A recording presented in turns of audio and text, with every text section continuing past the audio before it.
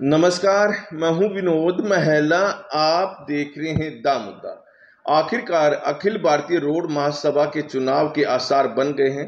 अक्टूबर या नवंबर के महीने में डेलीगेट्स के चुनाव हो सकते हैं और उसके बाद कार्यकारिणी बनाई जाएगी।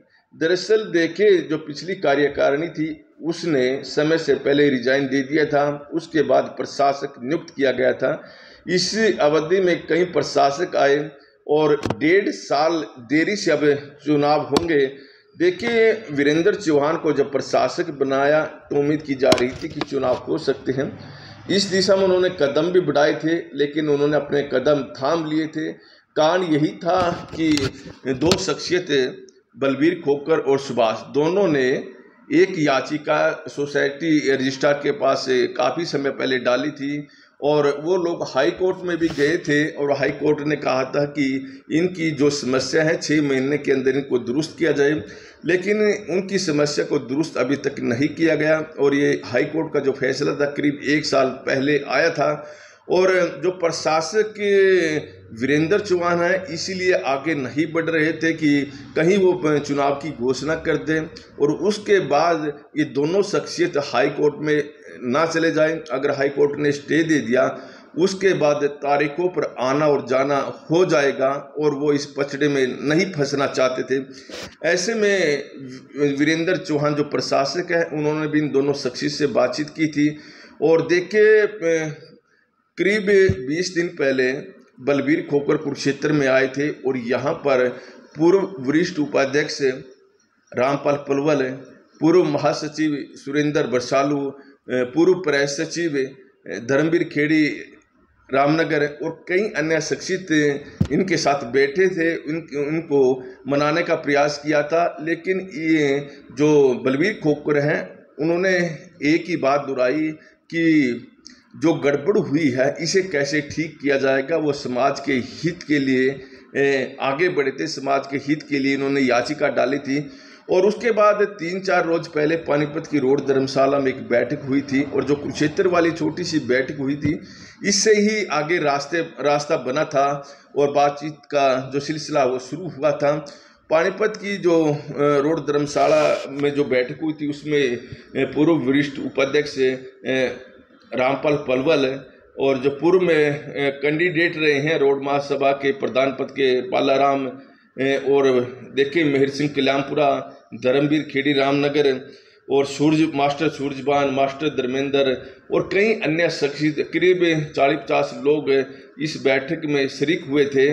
और यहाँ पर बातचीत का सिलसिला शुरू हुआ और सुभाष हो या बलबीर खोखर जो याचिका करता है उन्होंने अपनी बात रखी।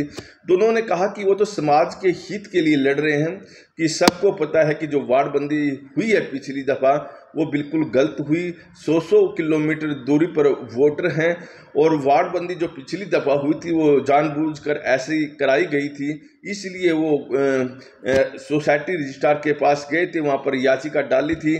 तो दोनों ने कहा कि उन्होंने चुनाव रुकवाने के लिए कभी प्रयास नहीं किया। और देखिए, समाज के लोगों ने भी कहा कि धर्मशालाओं की हालत बड़ी ख़राब हो चुकी है और जो समाज के लोग हैं अब वो भी तंज कसते हैं, यहाँ तक कि बुरा मानते हैं कि अब तक चुनाव में देरी क्यों हो रही है।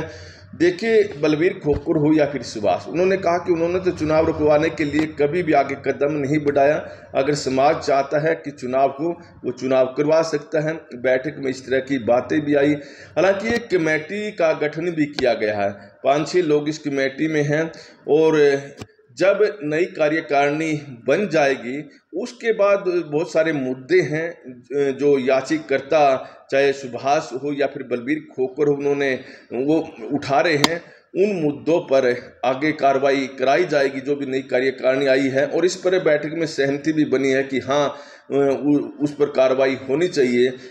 तो देखिए, इस जो ये पानीपत में भी बैठक हुई है या फिर इससे पहले कुरुक्षेत्र में बैठक हुई है, इसमें जो बड़ी भूमिका निभाई है वो पूर्व वरिष्ठ उपाध्यक्ष रामपाल पलवल ने निभाई है।